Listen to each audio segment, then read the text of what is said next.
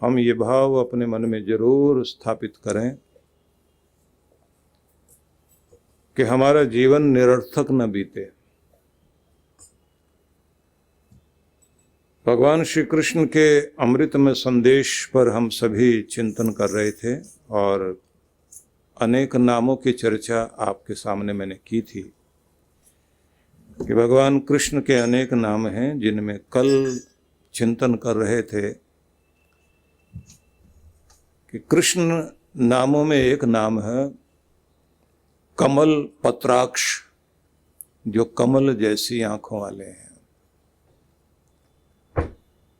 कमल नयन भी कहा जाता है, तो उसका सीधा अर्थ है असंग भाव। असंग भाव और असंग भाव में दोनों में एक अंतर है कि किसी भी वस्तु को जब हम लोग संग भाव से देखते हैं, आसक्ति के भाव से देखते हैं, तो उसे पाने की चेष्टा में हमारे मन में एक भाव चलता रहता है कि ये वस्तु मिलेगी कैसे। गीता में इसके लिए एक बड़ा मनोवैज्ञानिक सिद्धांत दिया, ध्यायतो विषयान पुंस संगस्तेषु उपजायते संगात जायते काम कामात क्रोधो भी जायते।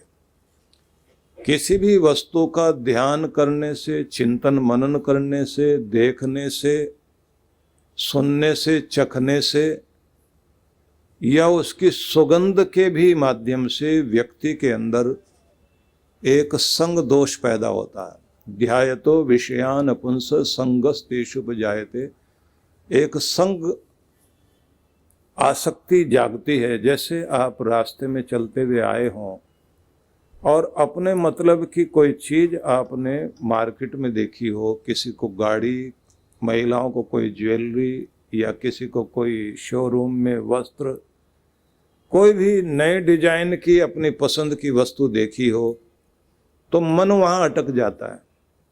मन अटकेगा तो फिर उसे दोबारा देखने की इच्छा होती है। फिर हम वहीं पहुंचेंगे, वहीं पहुंचेंगे तो फिर उसे कैसे पाया जाए, तो एक कामना पैदा हो जाएगी। संगात जायते काम, कामना उत्पन्न होती है। वो इच्छा पैदा होती है, तीव्र इच्छा कि वह वस्तु ली कैसे जाए। इस बात को ध्यान में रखकर समस्त विज्ञापन जगत इस बात की कोशिश करते हैं कि वही वस्तु नए डिजाइन में, नए मॉडल में पेश करते हैं, नए रंगों में, और फिर दो एक विशेषता बताकर प्रभावित किया जाता है कि व्यक्ति पुरानी चीज को छोड़कर नई खरीदने में लग जाए। भले उसकी आवश्यकता उसे हो या ना हो, उसके अंदर कामना जगाई जाती है। और कामना इस रूप में जगाई जाती है कि लोग अपने घर में अधिक खर्चा करके, कर्जा लेकर भी अपने कुछ न कुछ चीजें खरीदते हैं, जिससे उनकी जिंदगी में और मुश्किलें तो आ जाती हैं, लेकिन नई चीज है, नए मॉडल की चीज है, हम जो है वक्त के साथ चल रहे हैं, अप टू डेट हैं, तो ये एक चीज जो है कामना के कारण होती है। और विज्ञापन में इस बात का बहुत ध्यान रखा जाता है कि आपको प्रभावित किया जाए कि आप उस चीज को, नए मॉडल की चीज को खरीदें। और वो नया मॉडल मार्केट में चल पाएगा नहीं चल पाएगा, इस बात का भी ध्यान नहीं होता। बहुत सारे लोग तो ये है कि जिस दिन चीज आई हमने उसी दिन खरीद ली। तो ये कामनाएं हैं। ध्यायतो विषयान पुंस संगस्ते शुभ जायते संगात जायते काम कामात क्रोधो भी जायते। अगर उसको पाने में कोई बाधा डाले तो क्रोध पैदा होता है। इस तरह से हम एक जाल में, संसार में फंसते जाते हैं। विषय का ध्यान करते संगात जायते कामा कामात क्रोधो भी जायते क्रोधात भवति सम्मोह सम्मोहात स्मृति विभ्रम। फिर क्रोध पैदा होगा और गुस्सा आया तो सम्मोहन पैदा हो जाता है। सम्मोहन से मतलब है कि दिमाग काम नहीं करता आदमी सोचता है जो मैं गुस्सा कर रहा हूं बिल्कुल ठीक कर रहा हूं, और फिर बुद्धि विभ्रम हो जाता है, अक्ल सोचती भी नहीं कि हम क्या कर रहे हैं। किसी बात पर झगड़ा, किसी बाधा के कारण हमारे मन के अंदर वो प्रभाव आ जाना कि हमारी बुद्धि काम ना करे, और इस तरह से हम लोग अपने एक अधोगति में, दुख की तरफ जाने में लग जाते हैं। तो ये कहा जाता है कि इस तरह से हम संसार में फंसते जाते हैं, उलझते जाते हैं। इसलिए समझदार लोग इस बात का पूरा ध्यान रखते हैं कि वस्तुएं आपके पास होनी चाहिए, उनका रख रखाव भी बहुत अच्छा हो, अपनी गाड़ी का, अपने मकान का, अपने वस्त्रों का, आपके पास जो भी संसाधन है उसको इस तरह से ध्यान रखिए कि वो चीज आज भी नई लगे, उपयोगी हो और आपके जिंदगी को, जीवन यात्रा को चलाने में आसानी पैदा करे। वस्तुएं आपके लिए मुश्किल बन जाएं तो समझ लेना चाहिए कि फिर आप जाल में फंस गए, और ये जाल बुना जाता है कि आप वस्तुओं के पीछे पागल होकर दौड़ें, और उससे समस्या यहाँ तक होती है कि बढ़िया मकान बनाने के बाद व्यक्ति पार्टियां देता है, दूसरों को दिखाता है कि मैंने इतना अच्छा मकान बनाया। समस्या तब खड़ी होती है जब बराबर में उससे भी बढ़िया नए डिजाइन का मकान बन जाए, तब आदमी को ईर्ष्या खड़ी होती है। लगता है कि जैसे मकान जमीन पर नहीं बना बल्कि उस आदमी की छाती पर बना दिया किसी ने। इस आधार पर हम लोगों के सबके जीवन में ईर्ष्या, द्वेष, प्रतिस्पर्धा, एक दूसरे से आगे बढ़ने की चाह में हम लोग एक दूसरे के साथ विवाद और तरह तरह के क्लेश में फंसते जाते हैं। ये कहा जाता है कि ये है संग का संसार। संग से मतलब आसक्ति, अटैचमेंट का संसार। अटैचमेंट में प्यार होना ठीक है, फंसना ठीक नहीं है कि हम उस जाल में फंस जाएं। जैसे कल आपको बताया था कि जैसे शहद वाली मक्खी किनारे पर बैठकर मिठाई का, चाशनी का स्वाद ले, वहां तक ठीक है। आगे बढ़कर अगर उसके पंख और उसकी उड़ान बंद हो जाए, मतलब वो चिपक जाए वहीं, तो वही चीज मृत्यु का कारण बनती है। ज्यादातर लोग इसी दायरे में घूमते घूमते जीवन व्यतीत करते हैं, और दुखद बात यह है कि जो आज प्रदर्शन का युग है, दिखावे का युग है, उसमें यह चीज इतनी आगे बढ़ गई है कि लोग किराए की गाड़ी, किराए के वस्त्र, पर्स तक, घड़ियां, बड़ी बड़ी पार्टियों में जाते हुए वो सब प्रदर्शन करेंगे। किराए का ऐसा ड्राइवर लेंगे जिसका हैट लगा हुआ है, वो साहब की गाड़ी को खोलेगा, दरवाजा खोलेगा, सैल्यूट लगाकर, पता लगना चाहिए बड़ा आदमी उतरा है गाड़ी में, बड़ी सारी गाड़ी, और वो भी दरवाजे पर लगाकर वहीं खोली जाएगी। ये चीज देश में, विदेश में, पूरी दुनिया में है, और विदेशों में भी ये चीज है। लोग कहते हैं आपका मकान कोई देखने नहीं आता, आपकी गाड़ी जरूर दिखाई देती है, और गाड़ी बढ़िया होनी चाहिए। प्रदर्शन का प्रभाव ये है कि जैसे सिंगापुर में या आप दुबई में देखें तो वहां किसी की गाड़ी अगर गंदी है उस पर भी फाइन है। गाड़ी गंदी नहीं लगनी चाहिए, ठीक है, चमक दमक होनी चाहिए। प्रदर्शन में हम कितना आगे पहुंच गए इसकी और व्याख्या न करके सार में हम ये कहें कि जो प्रदर्शन में लगे हुए हैं, दिखावे में अशांति है। जितना जितना नकली जीवन होता चला जाएगा उतने उतने जीवन में अशांति बढ़ती जाएगी, और जितना जितना हम दिखावे से बचते चले जाएंगे उतना जीवन में शांति आएगी। सरलता, शांति, यही संतुष्टि देने के लिए आवश्यक है। बस यही हमारे ग्रंथों का संदेश है, और इसी को हमें पकड़ना चाहिए। ठीक है कि आप किसी से कम भी ना हो, हीन दीन भाव भी नहीं हो, दीनता आपके अंदर नहीं होनी चाहिए, लेकिन यह भी नहीं कि आप पूरी ताकत सिर्फ दिखावे में लगा दें। कृष्ण भगवान ने शांति को बड़ा महत्व दिया।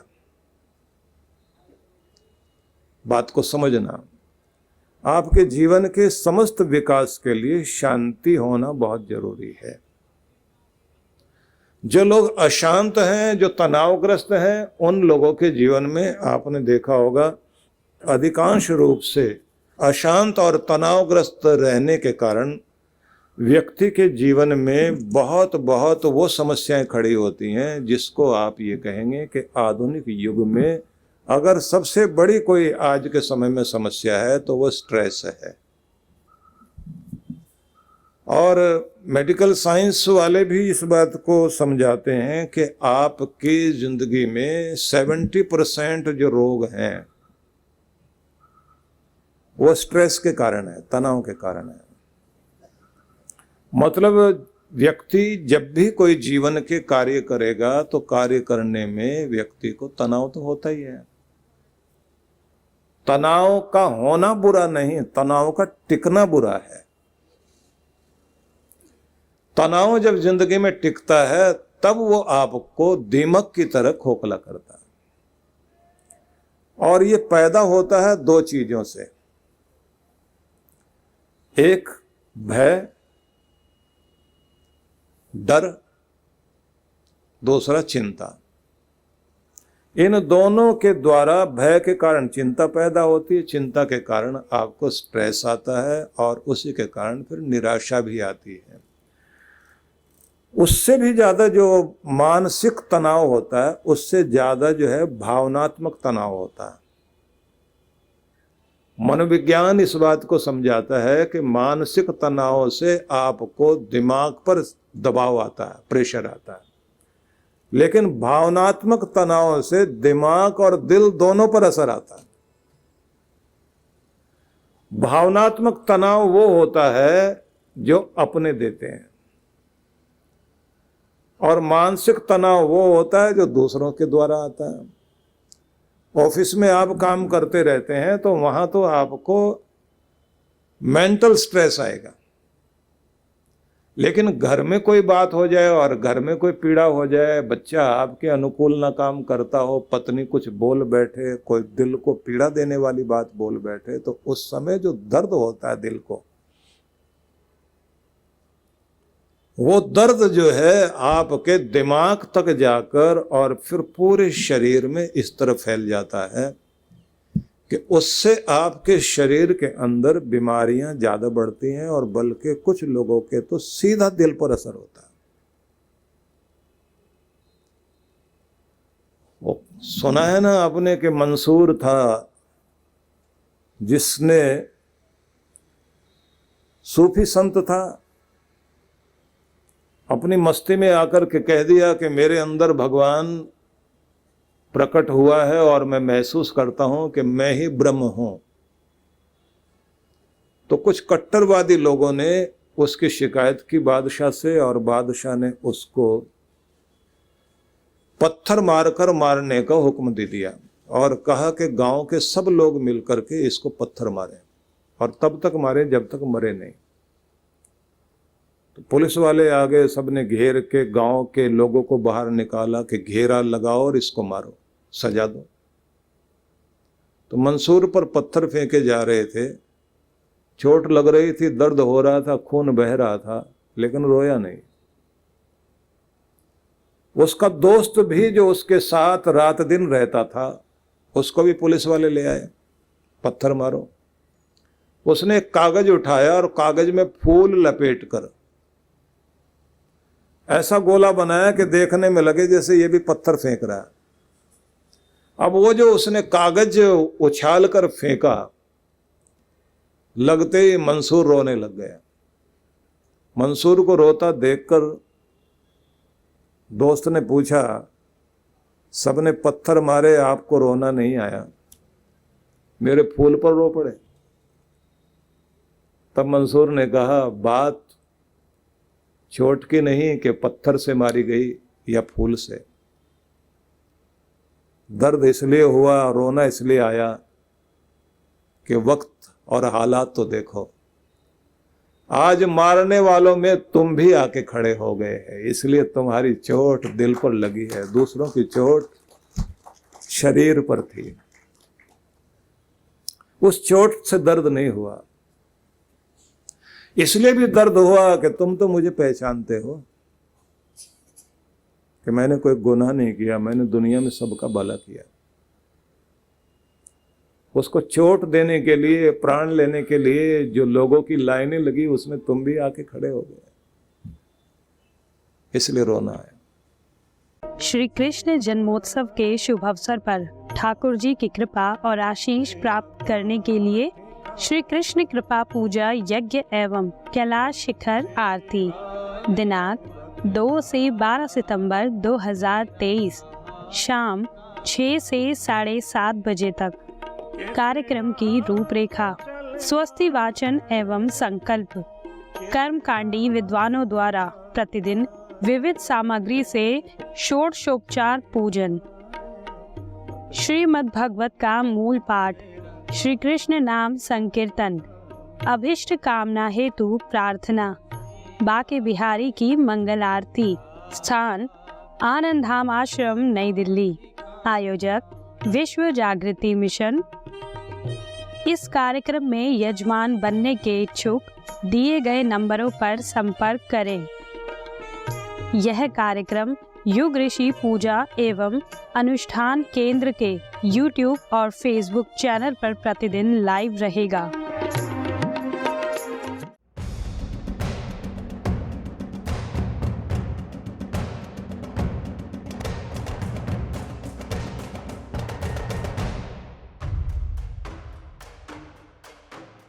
आप सभी के लिए यह एक आवश्यक सूचना है कि इस बार 26 अक्टूबर से 29 अक्टूबर तक विशेष गणेश लक्ष्मी महायज्ञ जो 108 कुंडीय होगा, उसका भव्य रूप में आयोजन किया जा रहा है।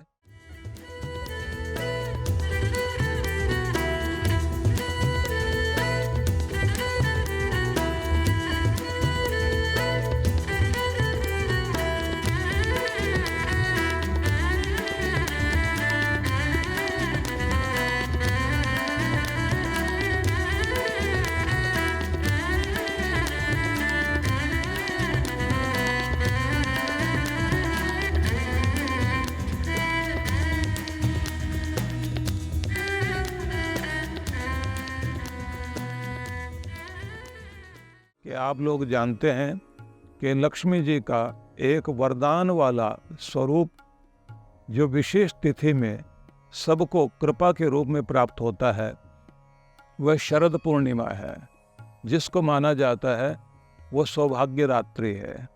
वह अपने आपे में एक दिव्य अवसर है। ऐसे समय में सामूहिक रूप से हजारों लोगों के द्वारा एक ही तरह की वाइब्रेशन, एक ही तरह का मंत्र पाठ, एक ही तरह की ध्वनियों का प्रभाव ब्रह्मांड में जिस तरह से होता है, उसका एक परिणाम अवश्य निकलता है कि जो हम सभी सोचते हैं कि हमारा सौभाग्य बढ़े, हमारा आरोग्य बढ़े, हमारी सुख समृद्धि बढ़े, हमारे घर में सब प्रकार का ऐश्वर्य आए, ऐसे सभी परिणाम हमें उस कृपा से प्राप्त होते हैं, जो कृपा हम सामूहिक रूप से यज्ञ करते हुए, एक साथ मंत्र घोष करते हुए जो कृपा प्राप्त कर सकते हैं, वो आश्चर्यजनक है, वो अद्भुत है। इसलिए मैं ये कहूँगा कि ये अवसर सच में ही बहुत ही लाभकारी है। इस अवसर पर मेरा निमंत्रण है, अब अवश्य पधारिए और इसमें भाग लीजिए। आप सबके लिए बहुत बहुत मंगल कामनाएं।